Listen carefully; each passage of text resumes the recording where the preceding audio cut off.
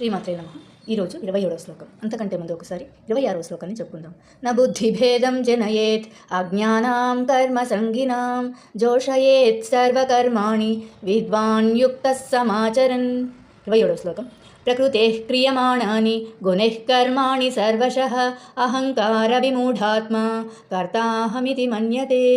ప్రకృతే అంటే ప్రకృతి యొక్క క్రియమాణాన్ని చేయబడును, గుణే 3 గుణములచే, కర్మాణి పనులు, సర్వశః అన్ని రకాల, అహంకార విమూఢాత్మ అహంకారంతో భ్రమకులోనే అంటే తామే ఈ శరీరం అనుకునే జీవులన్నమాట. కర్త చేసేవాడిని, హమితి హం అంటే నేను, ఇది అంటే ఈ విధముగా, హమితి నేను ఈ విధంగా, మన్యతే భావించును.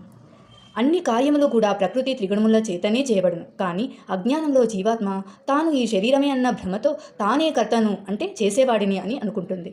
శ్లోకాన్ని ఇంకొకసారి చెప్పుకుందాం. ప్రకృతే క్రియమాణాని గుణైః కర్మాణి సర్వశః అహంకార విమూఢాత్మ కర్తాహమితి మన్యతే. 28వ శ్లోకం రేపు చెప్పుకుందాం.